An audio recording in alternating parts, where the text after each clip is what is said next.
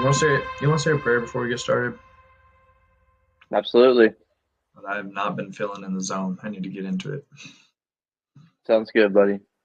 All right. Um, God, thank you for letting us have this time together. And thank you for helping us to have the courage to start this podcast and put aside time to do it. God, I just pray that you give us wisdom and that you bless us and teach us as we go through this. God, I pray that you just help us to learn from all of these and that we can help others to learn from these as well, God. And I pray that it's a positive thing and that it really is something that helps people in general, helps people meet you, Yes. reach out to you, and build a relationship. God, please fill us with the Spirit and please speak through us as we discuss all these things. Amen. Yes, Lord. Amen. Thank you, Jesus. All right, dude. Well, I guess I guess I'll start an intro to the podcast, huh? We can do it like last time and we'll just send it. I think we just do it naturally, kind of just we just flow kind of. That sounds good to me, dude. Yeah, I flowed well last time. Yeah. So, all right.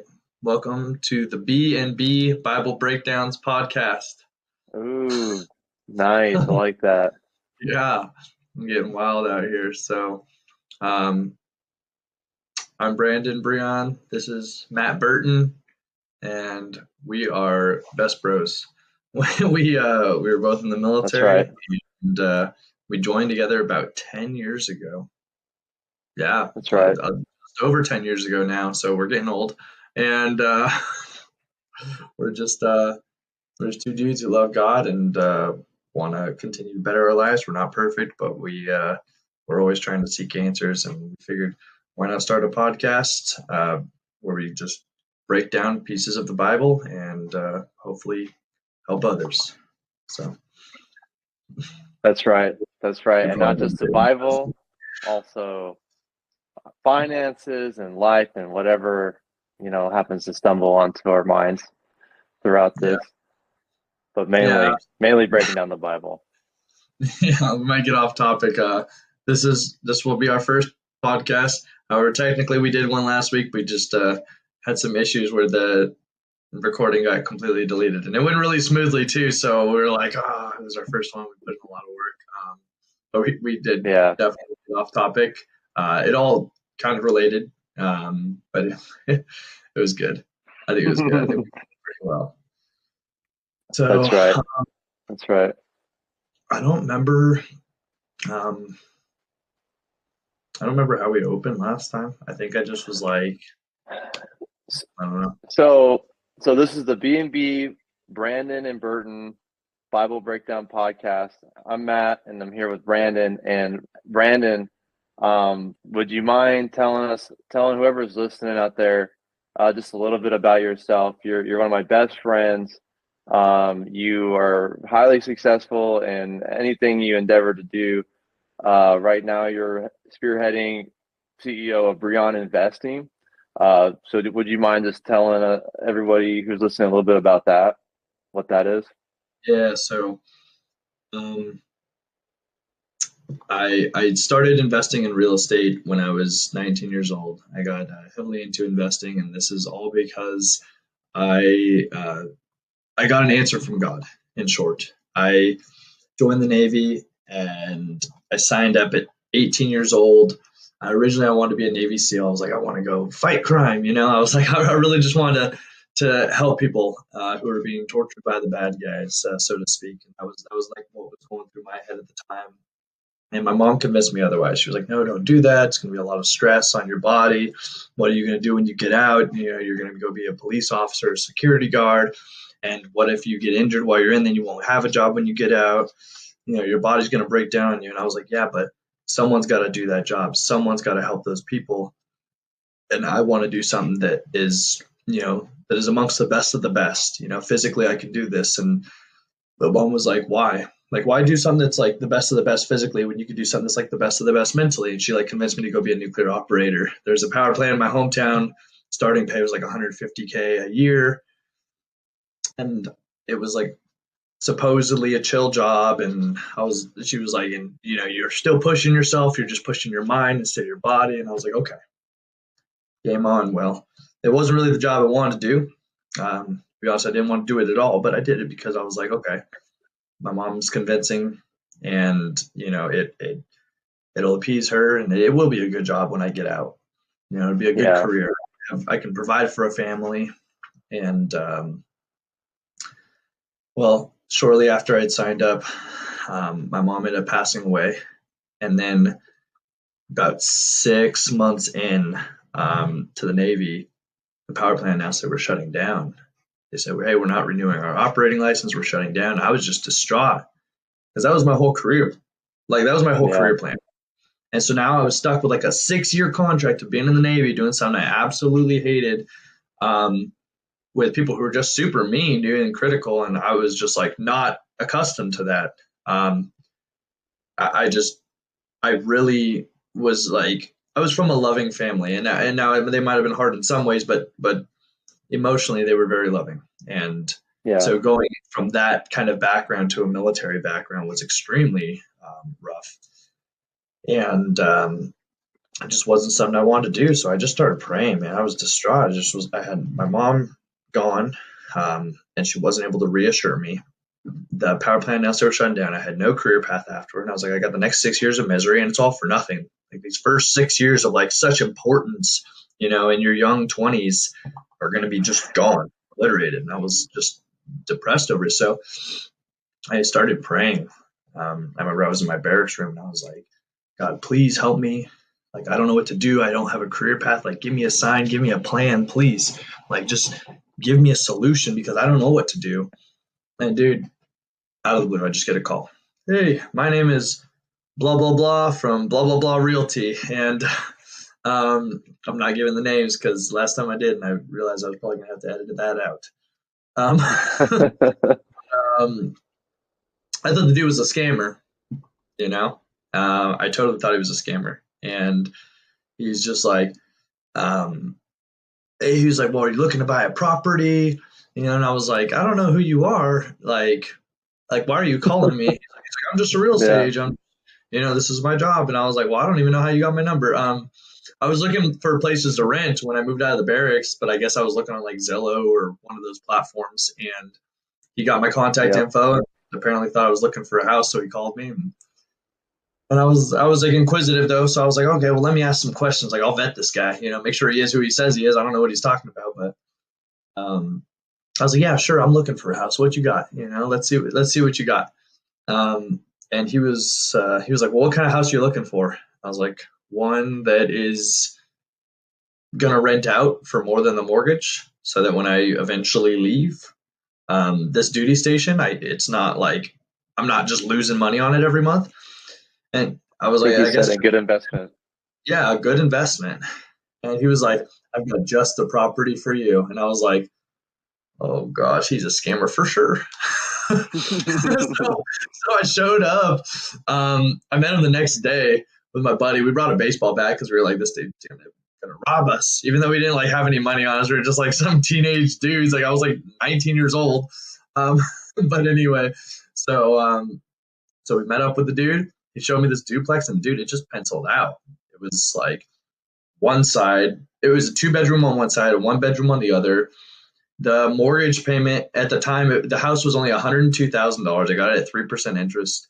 My payments were only going to be $550 a month, including tax and insurance.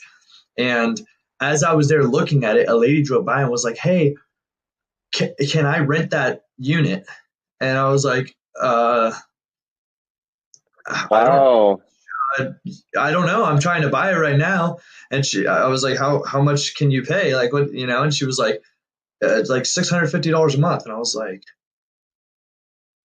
okay, well, let me take you on your contact info. Let me talk to the seller and see if I can move you in there now. And dude, wow. So I just went home and I was like, this 1-bedroom unit will rent for $650. My mortgage with tax and insurance will rent for it's $550. I can rent out my side because it's a 2-bedroom, 1 unit. Mentor hit me up and was like, hey dude, can I rent a room with you? I'll pay you $400 a month. And I was like, sure. So I was literally just profiting $500 a month on my very first rental. And I was like, I got to do this again. So Yeah. the next year I bought another one. And then the next year I bought another one. And God just like opened up these doors for me. So I just got investing over and over and over again until, to date, I've bought over 100 rental units, and I've done probably about 10 million plus in real estate transactions. So, I mean, Wow. it's just been a blessing, man. It was a blessing in disguise. I was so distraught, and God just answered my prayer and opened the door the entire way. I really had to trust in God in this first house. Like I was nervous. I was like a 19-year-old kid who had no idea what he was doing. I was like, inspection. If it goes well, cool. If it doesn't, I was like, God, it's in your hands. Please just guide me. I don't know what to do. And that Yeah. was it. We just went through the whole process, and everything lined up. A tenant just showed up on the day I was there randomly, asking if they could rent it. And mentor Crazy. came up to me asking for a room. Like everything just worked. And I told people like, hey, it's not like sometimes there's been times in the past where I've been like, oh, I've done this and I've done that. But dude, at the end of the day, it was all God. Like I was so lucky. Like I was so lucky. Everything just panned out perfectly. And, of course, I got more savvy at it. I learned how to, create good deals over and over again. But all of that is just wisdom through God. God showing me and teaching me lessons along the way, in small ways in which I was able to apply to larger concepts, larger apartment complexes, and whatever. It's been good. So Yeah. yeah. Wow.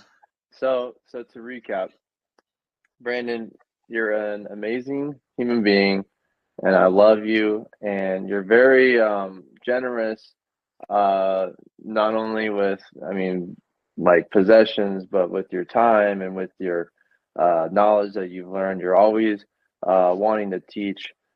So, to kind of recap what we said, you're a young guy from Pismo Beach, California, and you sign up to join the Navy, wanting to be a SEAL. It didn't quite happen. Instead, become a nuclear operator with hopes and dreams of working at Diablo Canyon one day, but it shuts down.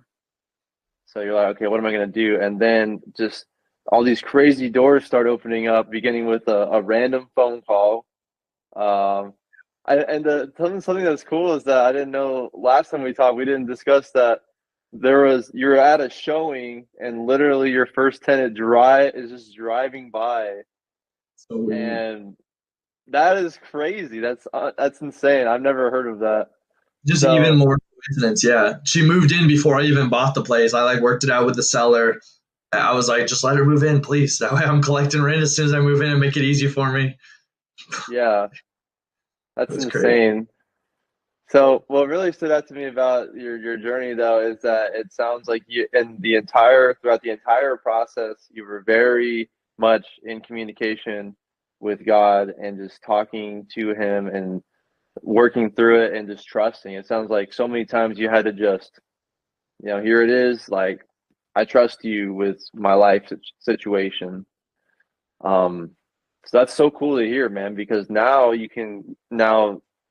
here you are 10 years down the road and you've achieved some success and you've achieved you're doing Breon investing right now. What exactly is that? Like first of all, what is breoninvesting.com? Um what is what can people uh get from that? Like Yeah, what is so Breon investing? Breon investing was my concept to help, kind of like Robin Hood, right? Help the poor. I can't say steal from the rich per se, but kind of. I mean, so right now with rental properties, if you think about it, if you just buy like one property, like out here, if you buy one property, one single family home, you're looking at like 400, 300, $400,000. But if you go buy a duplex, now you're looking at like 600,000. So now it's like 300,000 a unit. Now if you're buying a quadplex, you can go buy one for like 800,000. That's $200,000 a unit, and it just goes and so on. So the more units you buy, you're buying them cheaper. It's like buying in bulk at Costco. So my thought was, okay, like all of these huge hedge funds and all of these extremely wealthy people are going out there and buying units for pennies on the dollar. And regardless of what the market's doing, regardless of market crash and market, inflation, like whatever fluctuations happen, they're still buying for pennies on the dollar regardless, just because of how much they're buying, how much volume. So I thought, you know what? What if I brought in a whole bunch of just regular people like me and you, a whole bunch of investors? We all pool our money together. And that was the concept of Breon investing. We just pool all of our money together and we go buy a property in bulk. We're buying these huge apartment complexes. We're getting them much cheaper. And what that does is, that pays me enough to be a general partner in which I can go in there and manage the place. I have the experience now at this point where I can go in and manage it. I have the contacts, the lenders, I have the contractors, I have all sorts of connections in different places, and I've done this. So it allows people who don't have the experience, who don't have the time because they have jobs, they don't have the know-how or the time to learn how, and they don't want to just make mistakes along the way, which is what people do. People will make mistakes along the way. It allows people to invest with me and through me and still have time to spend with their families, and all of their money is able to work for them as if they just are buying a property themselves. They're still able to write these properties off on their taxes, and it basically just allows all these people to go in and buy these properties for cheap under one big syndication in which I'm the general partner and they're the limited partner. So I'll manage everything for them. I'll take care of everything for them. And then everyone gets paid. We pay out distributions and we pay out preferred returns. So basically it minimizes risk to the company and minimizes risk to the investors so that they're getting back their return every single, depending on what term we say, it might be quarterly, it might be monthly, it might be yearly. However we pay out, that depends on contract and per, whatever investment we set up at the time. But, the goal is that we just continue to pay out to them and they're able to get those investments without having millions of dollars chilling in their account, Right. So Breon investing, you can contribute, you can invest. If you have some money to spare that you're looking, you can invest it with Breon investing, and it is professionally managed, and you acquire more units, more rental units, higher value properties.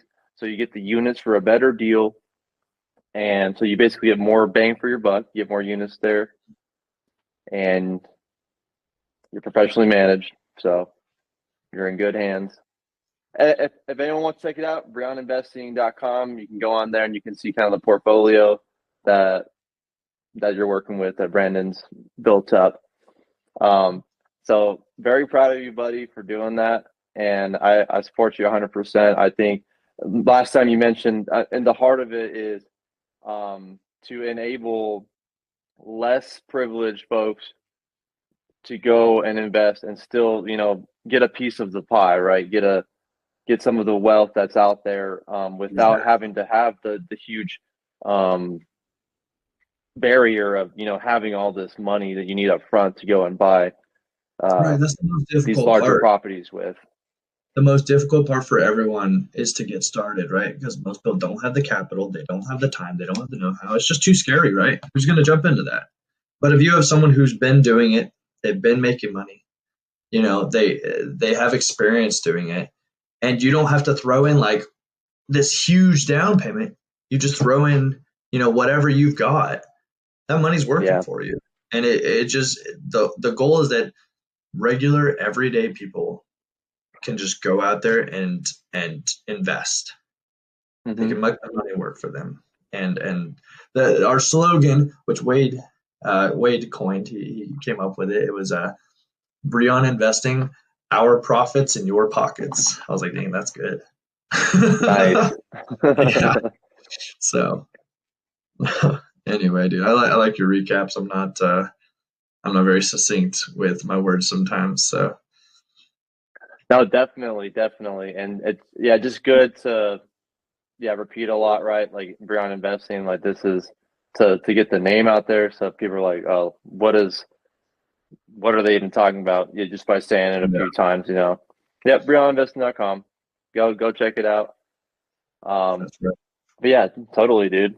So last time we were talking about the book of James, chapter 4, Four. right? Yeah.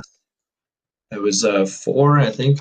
I think we started at verse 13. Was Right. it? That sounds right. Which I'll look it up. Old school. you want to read If I it? You mind if I read it? go for it, dude. I would love that. All right, you got it, man. Now listen, you who say, today or tomorrow we will go to this or that city, spend a year there, carry on business, and make money. Why? You do not even know what will happen tomorrow. What is your life? You are a mist that appears for a little while and then vanishes. Instead, you ought to say, if it is the Lord's will, we will live and do this or that. As it is, you boast in your arrogant schemes. All such boasting is evil. If anyone then knows the good they ought to do and doesn't do it, it is sin for them. There it Dang, was. so good. So That's good. now my brain's now we're turning, we're cooking. Right. So I remember last time, dude, the big thing for me was how much do I promote business? And that's why we started talking Mm-hmm. about business. Is for me, it's like, okay, social media, right? I've tried just teaching people. Nobody cares about that. Nobody wants to learn. They just want to see all the fancy stuff. And then most people will be like, okay, well, let me learn now that you've showed me all the fancy stuff. But is it boasting? The big question behind this is it boasting and is it wrong to be like, hey, I have this and that and this and that and this is vacations and cars and house and like is that boasting? Is it wrong? Does it Right. matter how it's done? You know, so So, yeah. um, and I don't know. I mean, I think I have a little more clarification after our conversation last week, but we'll give a good recap on that. This is the yeah, Bible breakdown for. right. So, is it boasting if you have a business and you want to grow a following and you're not sure if like you need so people want to know credentials, right? Like you don't want to go into business with someone who doesn't know what they're doing. That's Right. but how do you portray yourself in a way that isn't boastful, but at the same time people can identify and discern, okay, this person's been successful with what they're doing. Maybe I ought to Yeah. go into business with them. Yeah. So And I I think, think go ahead. I was just say I think the heart of it, right? Like going back to last week, I think the heart of it or the root of it was where's your heart at, right? Like, okay, it's not boastful if you're giving people credentials so that they know what they're getting into with you. Um, and you're wanting to help people, right? Like you're wanting to grow a business. If you grow a business and more, you can hire employees because of that grown business. You're improving people's lives, not only through the investors that are making returns on, the money that they've trusted you with, but you're also, providing jobs for people now, their whole livelihood, Yeah. because of that growth. So, And I think a huge part of it is like the heart, right? So I mean, so really if you're coming into this and saying, "Hey, I'm this amazing thing. I've done all this. This is everything due to me." You're really boasting. You're really bragging. I think if your heart is boastful, then I think then it's wrong in that case. Or I think even if your heart isn't boastful, but perhaps you believe it to be a sin against God, if you do it, well, then it would be a sin, and that's what mm, Romans 14 talks about. And maybe we can go into that in a minute here, but a lot of that's where you're just like, if your parents say, "Hey, you can't have Starburst candy," right, and then you're like, but then you see some cookies, and you're like, I'm gonna go have some of those cookies, and then you're like thinking in your head, you're like, well, they didn't say I couldn't have cookies. And your parents would actually be fine with it. But in your head, you're thinking, they don't want me to have sugar. That's like what's going through your head. And you're like, well, I'm going to eat these cookies and because they didn't say, and technically it's fine, but I know that they would definitely be unhappy with me. And you're doing it against your parents. You're still doing it wrong against someone. And so that's where it comes into like the heart and the mind, because if you believe you're doing something against someone and you choose to do it, then even if it wasn't something that they would have normally been upset about, you're still doing wrong against them in your own heart, which I think is a Yeah. huge. That's what Romans talks about. So I think if you're doing it with the intention of like, hey, I'm building this business, and no, I'm not taking the credit like, oh, I'm this great thing, and you're really truly just doing it to advertise or to better people's lives. I think that makes a huge difference. Yeah, man. I'd To like know to the read. intention. Go ahead. Go ahead. I'm going to pull up Romans while you're talking. Sure. Yeah. So, like you said, with your illustration with the parents, like, and the candy and the cookies, like, so knowing the intention behind the message, right? Like, what's the heart of the message? It's no sugar in that case. But knowing the intention, it's no boasting, right? Which I think you're spot on, dude. Like, you're not boasting in order for the sake of boasting, right? You're boasting in order to grow a business so that other people can be successful, not only yourself, right? And it's saying here, right in the passage you just read, it's like you're not like so self assured, like, oh, this is gonna work out, right? It's a big part of it is handing it over to God and being like, hey, he knows where your heart's at, right? There's no fooling him. He already knows what you're I thinking. know what you're thinking. He already knows. So Yeah. it's like, if you go in with that intention and you're like, hey, God, this is what I want to do, and I want to bless other people through it, and then if He blesses that, then you're like, okay, obviously, He's with me in this, and I should probably keep growing, and this is where He wants me to be. Yeah. Yeah. Absolutely. I absolutely agree with that. Um, I pulled up Romans 14. I don't remember exactly where the verse starts, but I think instead of King James version, which Hmm. I always read because I personally like it. I think just for our viewers, maybe, I think me and you had a discussion on this last week. It's probably easier that I just read a version that people will have more understanding of, um, Yeah. because most people are not ready for a lot of these words, especially if they're coming into it. So, which version do you like? I like several, English. man, but the main two I use are NIV and NLT, New International Version, and New Living Translation. Those are Mm, both pretty good. all right. Let me see here. So Romans 14. I've got the New Living Translation here. All right.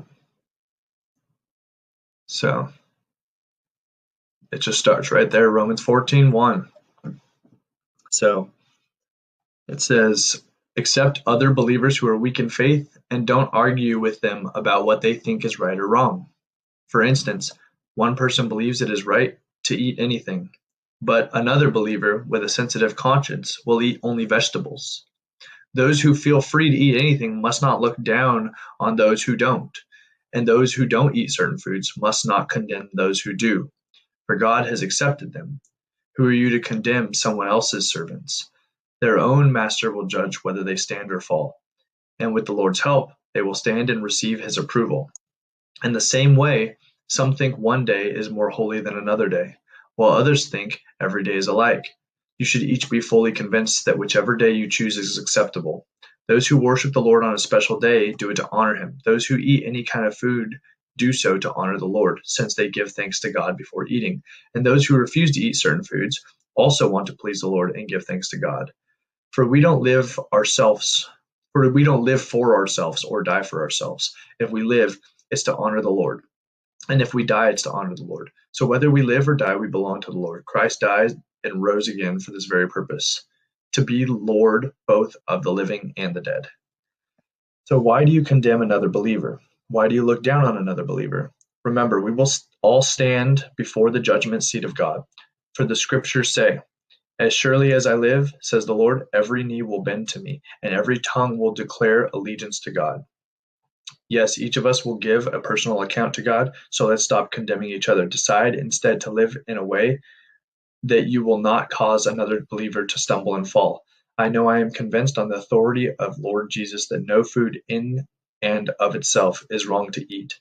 But if someone believes it is wrong, then for that person it is wrong. And if another believer is distressed by what you eat, you are not acting in love if you eat it. Don't let your eating ruin someone for whom Christ died. Then you will not be criticized for doing something you believe is good. For the kingdom of God is not a matter of what we eat or drink, but of living a life of goodness and peace and joy in the Holy Spirit. If you serve Christ with this attitude, you will please God, and others will approve of you too. So then, let us aim for harmony in the church and try to build each other up. Don't tear apart the work of God over what you eat. Remember, all foods are acceptable, but it is still wrong to eat something if it makes another person stumble. It is better not to eat meat or drink wine or do anything else if it might cause another believer to stumble. We've got a little bit more here. It says, you may believe there's nothing wrong with what you are doing, but keep it between yourself and God. Blessed are those who don't feel guilty for doing something they have decided is right. But if you have doubts about whether or not you should eat something, you are sinning if you go ahead and do it. For you are not following your convictions. If you do anything you believe is not right, you are sinning. Hmm. And that's huge. Dude, that's huge for me because I grew up in the Pentecostal church where we had a lot of rules. Men weren't allowed to be clean shaven. Women weren't allowed to cut their hair. You weren't allowed to wear short sleeve shirts. You weren't allowed to wear shorts. We weren't allowed to play high school sports. Weren't allowed to watch TV or movies. No tattoos, no piercings, no jewelry, no anything. It was very, very rule based. But we also had a lot of people who had extreme, great relationships with God as well. So it was like it was very strict on works, but also many people had a strong relationship as well with that. But there was very many people who didn't have a good relationship and they just followed all of these works. And a lot of these works were not biblical, in my opinion. They would take things out of context. And Romans 14 really spoke to me with that and really opened my eyes on a lot of things, because even if it might not be a sin for me, and even if the Bible doesn't talk about it,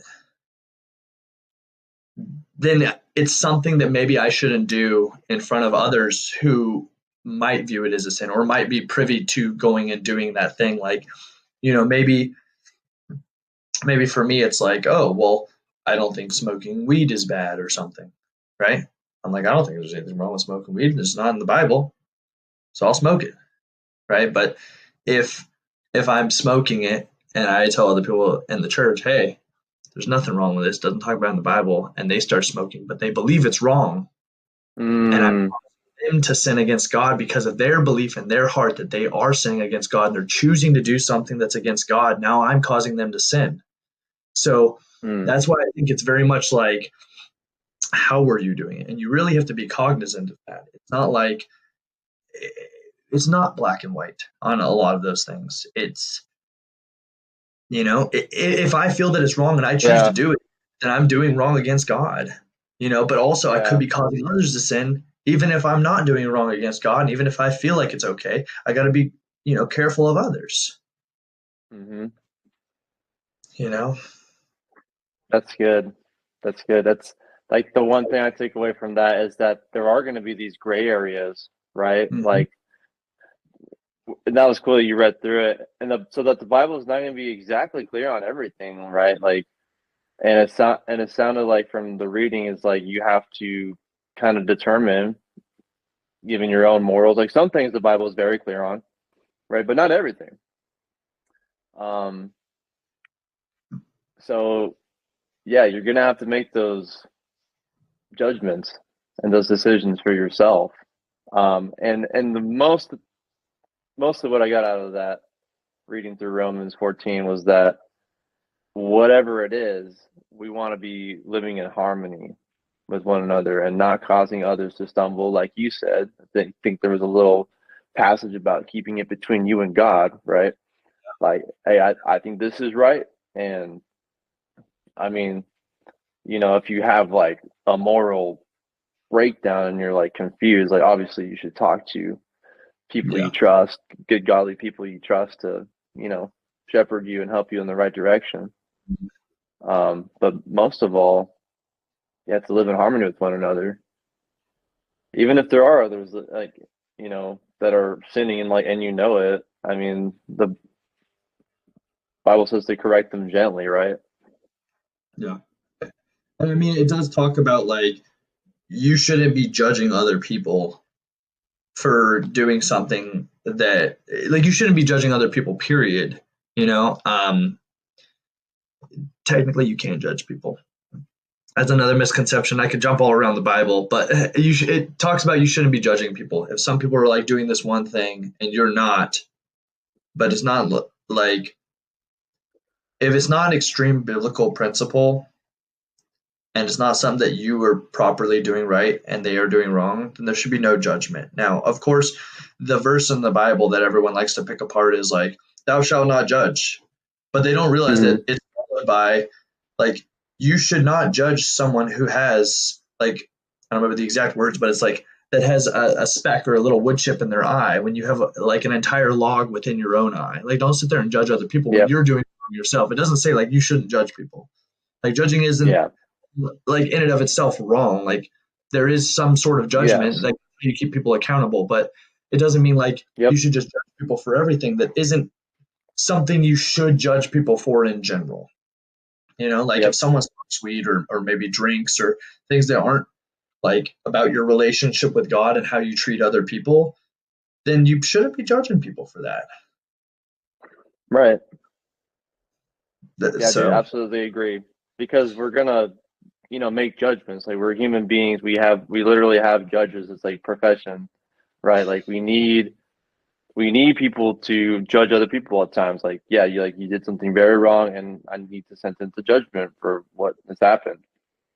yeah, But not only in that, like, legal sense of it, but just day to day, right? Be able to judge people for their character, like making sure you're, surrounding yourself with good friends. Like that's using good judgment.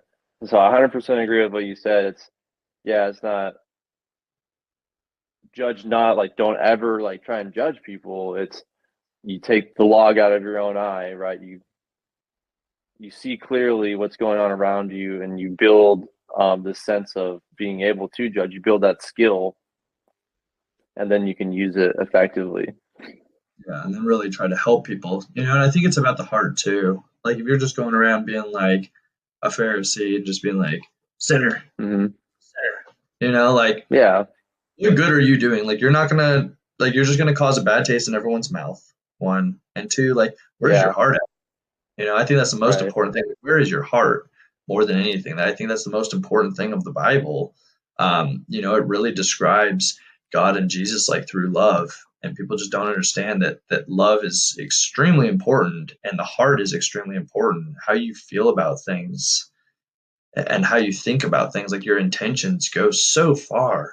Because God can read that. That's the one thing that God can read that no one else can read. You Totally. know, intentions are huge. So if you're going around being like, "Hey, brother, I want to help you," like you want to help them. I think that's way different than being like, "Hey, dude, you're messing up, and you suck, and I'm way Yeah. better than you. What up?" You know. So I think that's huge. Yeah. So what is love? Baby, don't hurt me. All right. That's definitely going on. Edit it out. No, I like it. You got to keep that in. Oh gosh. Um, how did we get to talking about Lazarus last time? Because I know we jumped Um, into Luke 16, um, and now we're completely talking about like different books of the Bible and different verses from last time. The last time we ended up getting into Luke 16 and John 15. We were I talking about Lazarus and yeah, I think it was because we were talking about heaven and hell, yeah, and that story about Lazarus, that parable, it it gives a lot of really cool insights into what it's gonna be like. Just a lot of cool takeaways from that story of Lazarus. I think we were talking about heaven, and you're saying, will people in heaven or hell even remember each other? I Mm, remember that, but I don't even know how we got on that. Um, a good yeah, question. Um, yeah, I don't know if we should jump into that or if that's even applicable to what we're talking about right now. Um, that's that. I mean, we can. I was thinking like you mentioned, God is love, and I think that'd be cool to kind of break down, right? Like what does that mean, right? Like we're just talking about not judging others and unfairly, but you want to use your judgment critically yeah, as you go throughout life to make good decisions. yeah. So I mean, So, like, so I mean, I can talk about it in my personal life, and then also like just biblically as well. But like, dude, the farthest I ever felt from God was when I was in the Navy, and I had my LPO who was just treating me horribly. He was treating me like a slave, man. It would like anytime I would shower, he'd come in there yelling at me, and mm, um, it was dude, it was geez, miserable. Anytime um, if I was eating and he was awake, he'd come find a reason to like tell me why I couldn't be eating, why I had to go do something inside him, and he'd yell at me. So I oftentimes would only eat during the meal hour in which he was sleeping. I would rarely shower, like maybe once a week. I was just extremely unhealthy. Like I was just trying to make it. I wasn't getting any sleep because he was preventing me from sleeping most nights. He would wake me up for this or that, and, like throughout my sleep all the time. And I was already getting very minimal sleep. And he would just come in there and belittle me and just yell at me during cleanup shift. Like there's all these people cleaning, right? And he can be walking around with a flashlight, but he'd literally just sit there standing over me with a flashlight and be like, go clean this, go clean this, scrub this thing. And he would just like he'd make me go like lay in the oil in the bilge with a sponge, just sponging up this oil into, a bucket, and while other people might have like little suction devices, they could just suck up all the oil into a bucket, or some people wouldn't be in there at all. I'd be like the only one in there. It was just like he just was always coming after me, and that was just because I called him lazy. I was trying to look out for my guys. I called him lazy before he was our LPO. I was like, hey, you're taking up their time, and you're making everyone go home late because you're not doing your job, and you're making them do your job because they're below you in rank, and that's not right. You're being absolutely lazy, and it's not okay. You're causing harm to our entire division, because you don't want to hold up your end, and that's not okay. And he didn't like that. He definitely hated me and made sure I knew. And so, um, in result, I ended up hating him. I did. It was the first time and the only time I've ever hated someone. I hated him. I wish like the worst things upon him. And during that time, even when I was going to church and I was praying and I was like following, all sorts of biblical principles or whatnot, like, dude, that one thing was just eating me alive and I couldn't figure it out. My dude, I felt so distant from God before. I always felt close to God, and at first I didn't know what it was. I was like, "What is it?" Like I was still praying. I was trying to reach out to God, but I just didn't feel His presence. I didn't feel Him in me. I didn't. Something was wrong. And dude, I realized over time, like, you know, God is love. Like if you have hatred in your heart, like you are so far from God. Like you just become so far from God because you're filled with all of that like anger and animosity. And dude, God is love purely. Like everything God does is for love. Even when you discipline your child, you're doing it because you want them to be better. You're doing it because you love them. So even when God does things in which people are like, oh, why would God do this? It's out of love. God has always loved us. We are his greatest creation, and That's it right. talks about that. He was willing to die for us and sacrifice himself completely. And people don't even like, they just hear it and they're like, oh yeah, he died. But like, uh, dude, the amount of pain and suffering you have to go through to die for someone, for them to just sit there and reject you, and you still would happily do it because the future, they're going to reject you, but you're still going to do it because you love them and you want to show them how much you love them. Like, that's crazy. That's crazy. Yeah. I know I was giving you the gangster mob idea, like a month ago or so. But I think of it as like, someone comes in, they're like, hey, I'm going to murder your wife. If some mobster's like, I'm going to murder your wife, unless you let me torture you because I'm crazy. And you're like, Yeah. uh, torture me, I like, even though it would be pain, like I'll pay the price, and you just are sitting there with they just cut off your fingers, they cut off your wrist, they cut off your elbows, they just go one little piece at a time, dude, until you're just a paraplegic sitting there in the chair. And Hmm. meanwhile, you're just sitting there, and like you're taking it, and you just love her so much. You love her with everything you are, and you're like, even through all that pain, you're still happy that that she has a chance and that she can live a good life and that she's not going to get taken. She's not going to die. Like, you're taking care of her. You will take care of her and you're going to do the right thing and you're going to show her that you love her no matter what. Well, then she meets the mobster in the grocery store the next day and she's like, well, my husband's a paraplegic and this guy looks like a cool dude, and she leaves you for this mobster. Which the mobster's intention is to steal, kill, and destroy. He's just gonna kill her. He's just gonna murder her. And even though she just left you, even though you sacrificed everything for her, like your entire body, and went through all that suffrage because of how much you love her, even with her leaving you, you still would have done it again because you loved her. You still would have done it Yeah. again because you want her to know how much you care. And it gave her the chance, it gave her the choice on whether she was going to live and be happy or not. She had the choice, but she decided to leave you. Now, I think that's the way it is with our relationship with God. Like, God sacrificed everything, and dude, it is, how painful would it be to like sacrifice yourself and go through that torture just to have that person leave you? And even still, you just love them and they continue to reject you and hate you and do things against you. That's hard. Wow. That's really hard. Yeah. And that's a brutal illustration. Sorry. No, I mean it in a good way. It's brutal, but it's a good one, right? Because it's like Jesus died this awful, horrible death, and Mhm. in the same way of your story of like the wife rejecting him afterwards, it's what happens. It's some people choose to follow Christ and they really do come to know him and realize that love that he has for us.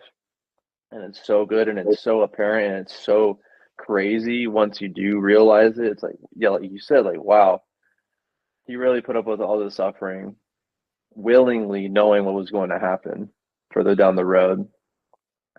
Um, Yeah.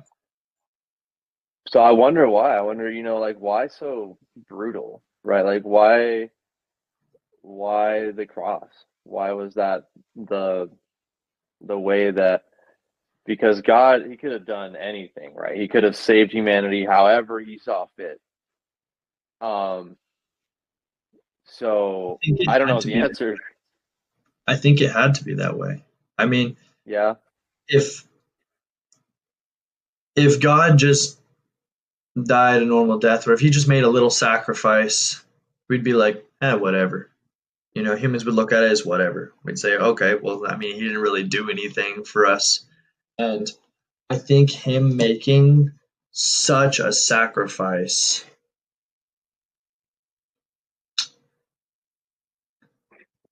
I think him making such a sacrifice really showed us, like, okay, he was willing to give everything.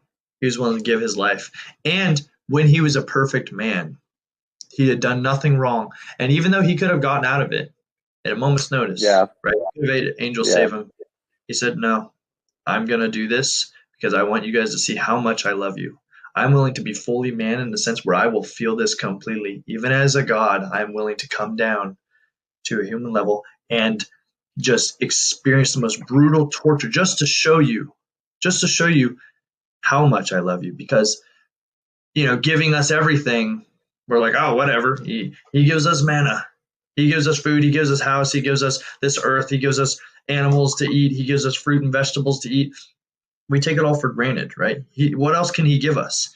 If he comes down here and experiences a brutal, extreme death, he's truly showing us, look, I'm willing to do this because I know that this is one of the most difficult things that anyone can do. And I'm willing to sit here and experience it wholly as a man and experience that full pain just to show you how much I love you. Yeah. And I'm not going to take away your free will. You can ask for forgiveness. Sins will be wiped clean. You can come to me and build a relationship with me, but I'm not going to take away your free will in order to do so. I mean, what would be the point of us? What would be the point of existence, if we were just forced to do good? We had no choice. Right. Yep. But then where's love? I don't truly know if there is love in that, right? If you take out the trash for your parents because you love them, then you love them. If you take out the trash because you're going to be forced to, because otherwise you're going to get a beating, it's not love. That sure as heck ain't love. And you might sit there chilling with your parents all the time and just not like them. It's different.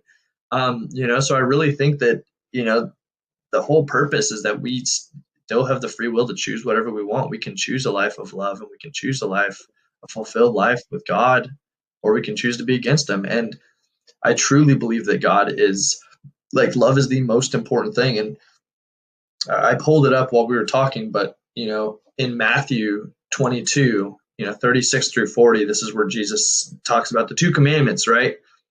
The two commandments. Like, who was it that asked? Let me go back like a verse. Someone asked, and it was like, he said, teacher, which is the greatest commandment in the law? And Jesus replied, love the Lord your God with all your heart and with all your soul and with all your mind. This is the first and the greatest commandment. The second one, love your neighbor as yourself. All the law and prophets hang on these two commandments.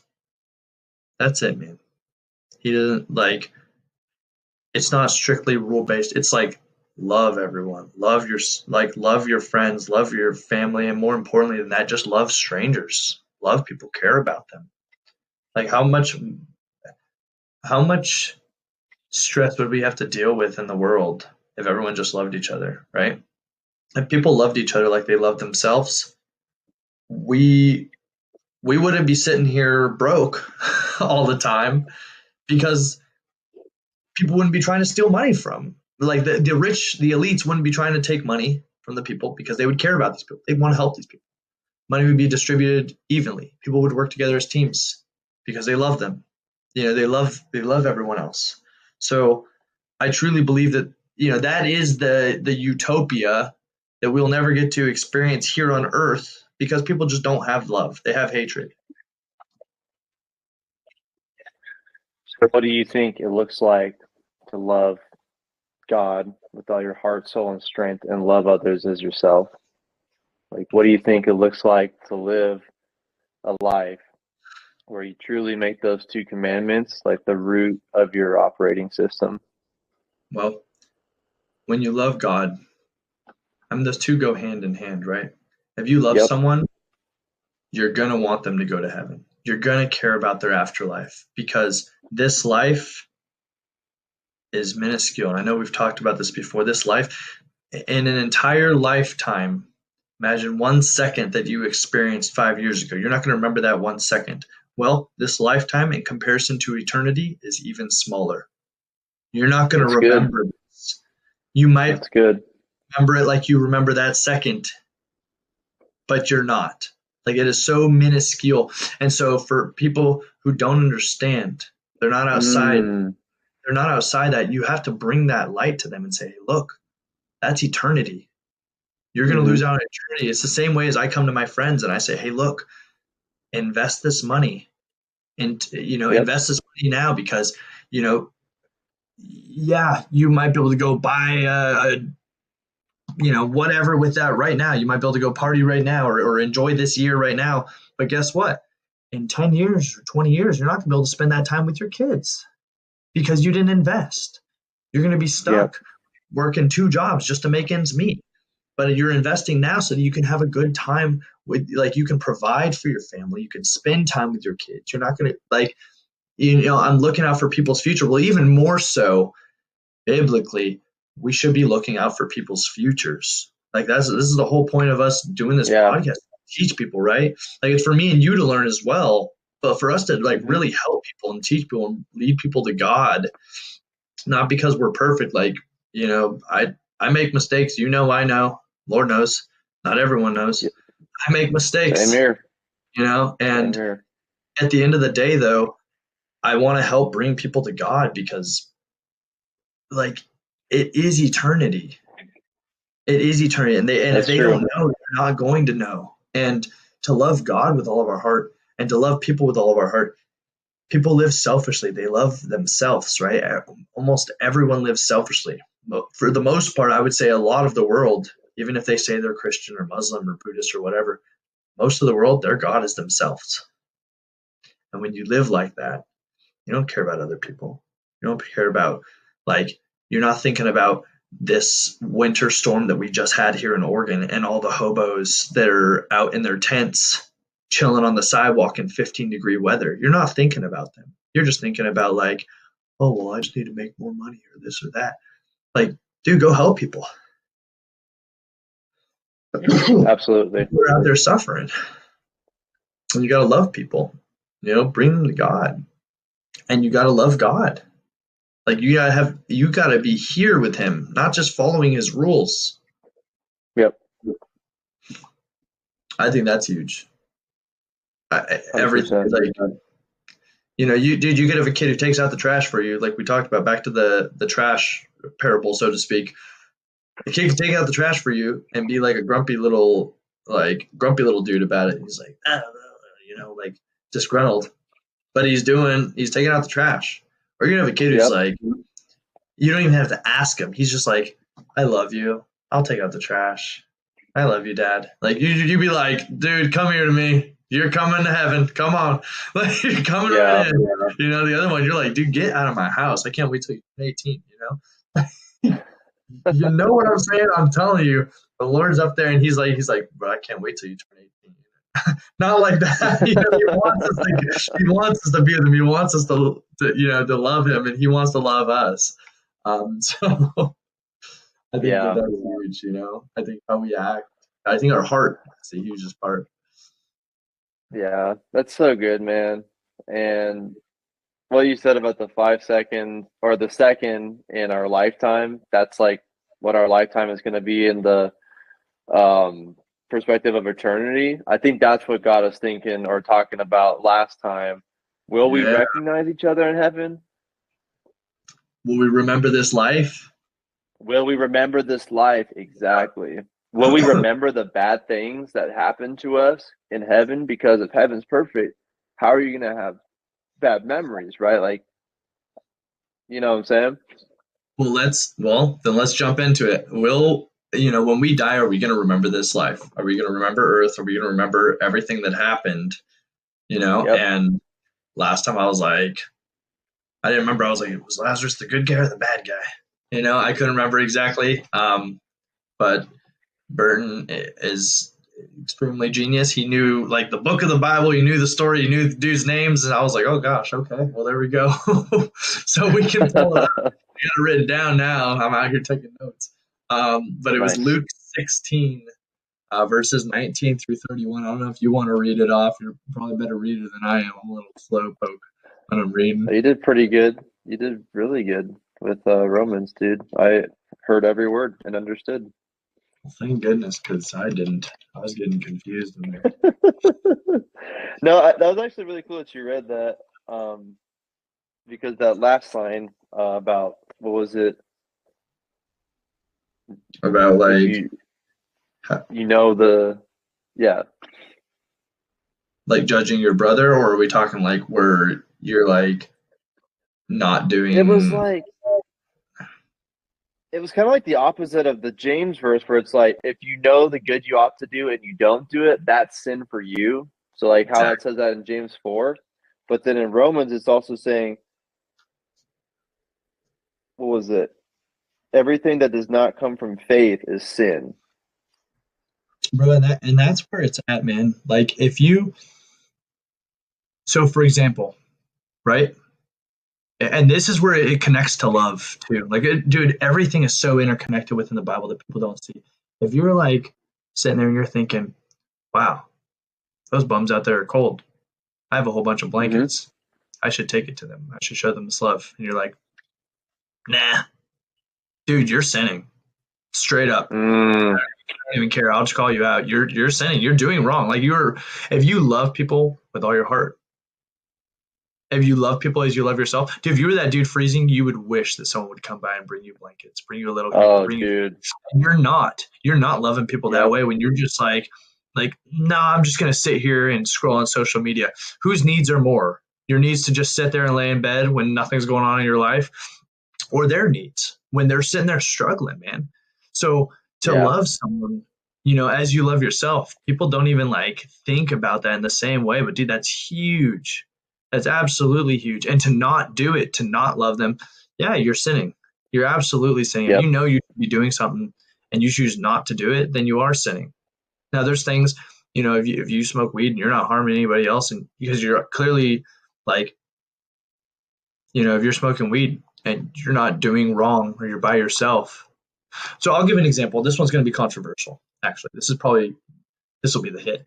Um, so if a girl's wearing extremely provocative clothing, right, Mm-hmm. and she's in her house, there's no problems with this. There's no sin, right? Now, some people might believe that, maybe in some cultures or some places, like, no, even in your house, you should be wearing whatever kind of clothing, especially if you're around, like, maybe, I don't know, your kids or something. I don't know. They might just think it's a sin, but it's not a sin. It's not in the Bible. You're not causing anyone to stumble by doing so. You're not doing, if you don't believe that you're doing any wrong against God, then you're not doing any wrong, right? Now, if you are out there dressed provocatively, and even though it's not a sin for you, you don't believe it to be a sin. It's not in the Bible that it's not directly in the Bible, like, oh, you're sinning by dressing provocatively. Then you might not be sinning. But Romans 14 says if you are causing others to sin or to stumble, then you are sinning against God. And if you loved them the way you loved yourself, then you would not do it because you don't want them to sin, because you care so much about their salvation. You want to help them. And this is where it comes into play. Is it's not like, oh, you're sinning directly, but you really are in a sense, you know? And it's so wild.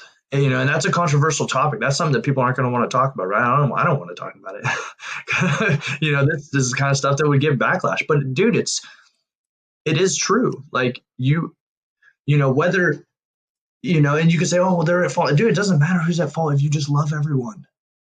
It doesn't matter because you want them to go to heaven and you want yourself to go to heaven. You care about them like you care about yourself. It doesn't matter who's at fault.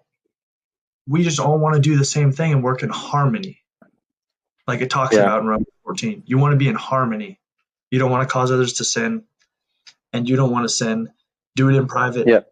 Public, if it's something that might cause someone else, like you care about other people, you care about their salvation, you're just not going to do it. If there's any question about it, just don't do it.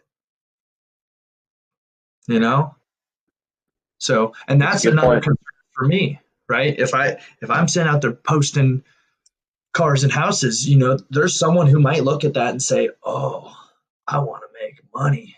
and that could be a Mm, sinful lifestyle for them, man.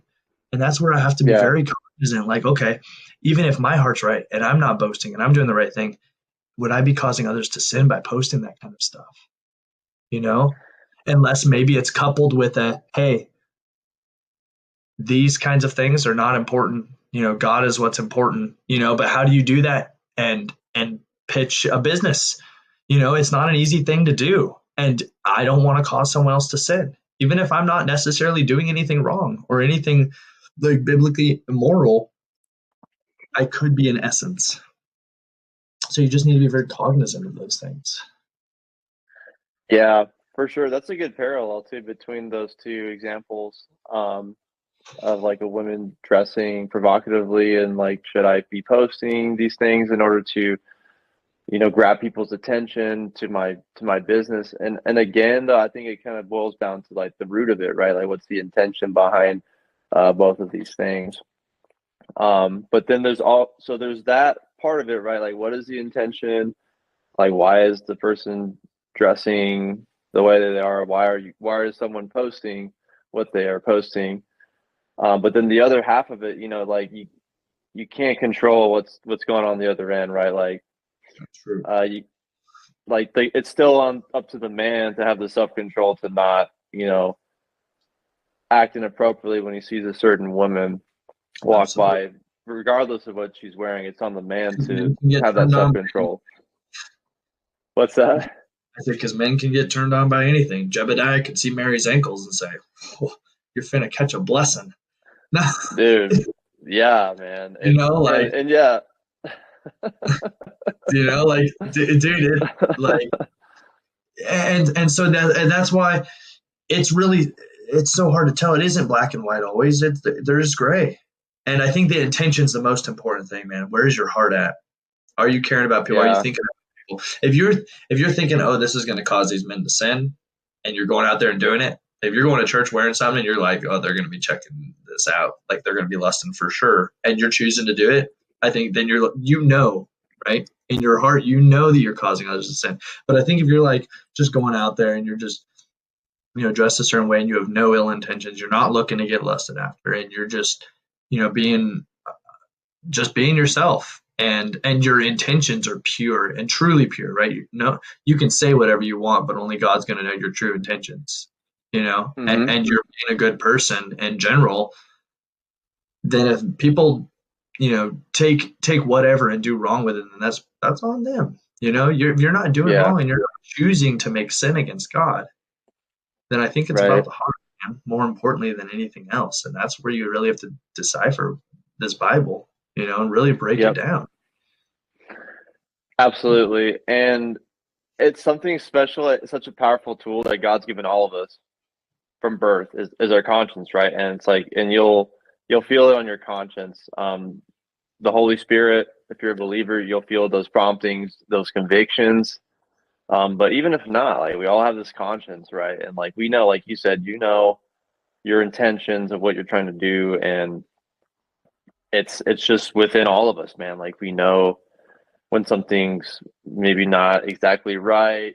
We try and reason with ourselves, like, you do the little internal debate and rationalize, but Right. And it talks you about know, that in Romans 14 too. It says, if you're not sure, don't do it. hmm Done. yeah, Like, it's a done deal. Dude, I'm not like, I was always raised thinking tattoos are wrong. You can't get tattoos. mm, Right. But then I got older and I was like, tattoos aren't wrong. I don't think there's anything hmm wrong with tattoos. And I was like, I'm going to get one. But then in the back of my head, it's like, well, there's a verse in the Bible. It's like, you like, you are a vessel of God. God made you a certain way. Are you doing wrong at all in God's eyes? And I was like, well, like, you shouldn't mark your skin. Like, there. I don't remember the exact verses, but I know that I've read certain things that I'm like, am I allowed to get tattoos? Is it biblically wrong? You know? right, And because I had that question, I was like, you know what? I'm just not gonna do it. Why would I even risk that? Like, yeah, why even risk it? Like, I'm just not gonna do it. Why do I need it? Like, if your heart is for God and you love God like you love yourself, then why would you even risk doing something against Him?